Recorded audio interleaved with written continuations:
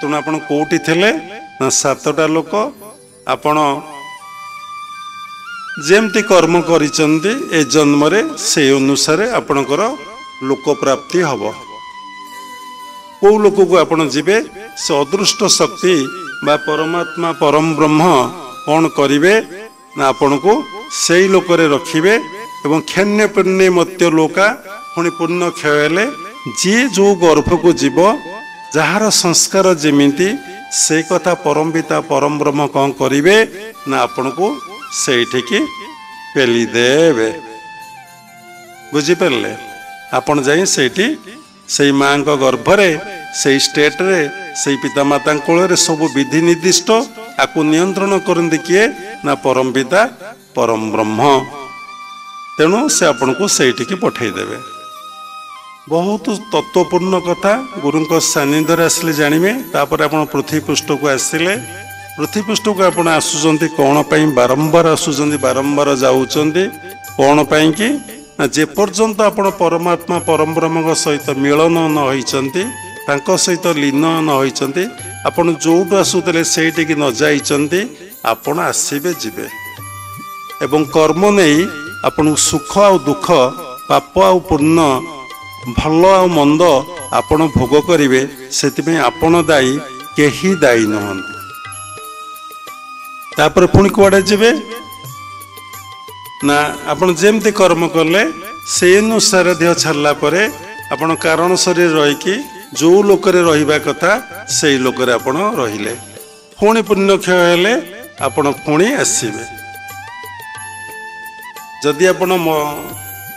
भूलोक भूवलोक सोहलोक महलोक जनलोक तपलोक सत्यलोक पर्यंत आपण जानती भगवत गीता रे लिखा अछि आ ब्रह्म भुवना लोका पुनरावर्तिने अर्जुन मामुर पेत तू कुंतये पुनर्जन्म न विद्यते जदि तू ब्रह्मलोक पर्यंत जाऊ हे अर्जुन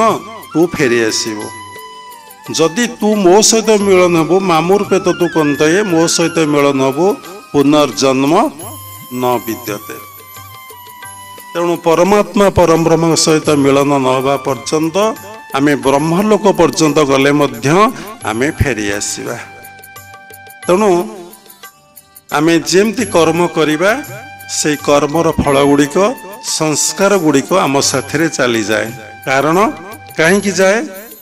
कारण आम संस्कार क्षय ही नहीं बोली आम सहित जाए जदि आम संस्कार को क्षय करदबा ताले आम सहित केबे संस्कार आ जाता नहीं केतबेले संस्कार क्षय हम जितेबाला आम परमात्मा परम ब्रह्म सहित मिलन होइले आम संस्कार क्षय हो जाए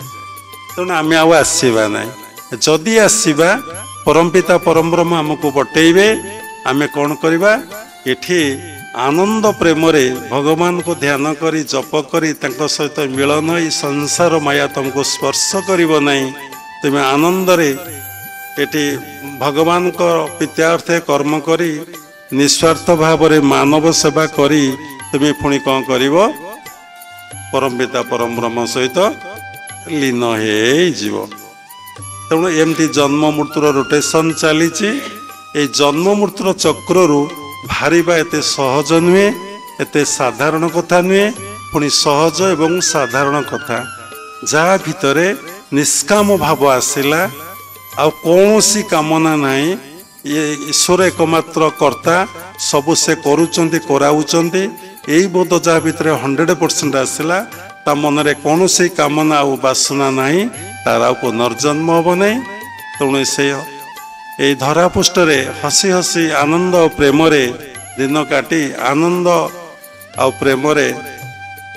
भगवान को सहित लीन हो जीवे देखंतु सत कथा कौन देखंतु चैतन्य देवंकर स्थूल शरीर कुआडे गला तार एपर्यंत कौन सी प्रमाण नहीं देखंतु मीरा जाइचंदी द्वारिका तांको समस्ते फेरे आने जाइचंदी कारण इठी किछि राजबाट दे छाड़ी राजबाट रे बहुत प्रकार असुविधा घटना घटी फेरे आने चाहिए से कहते मु द्वारिकाधीश को पचारि आसे आबी कि जीवी ना से तो द्वारिकाधीश को जाइए मंदिर कबाट दिखाई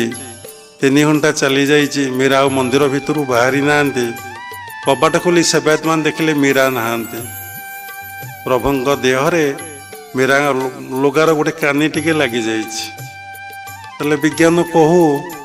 मीरा कुआड़े गले जदि पाषाण मूर्ति भगवान पाषाण से कुआड़े गले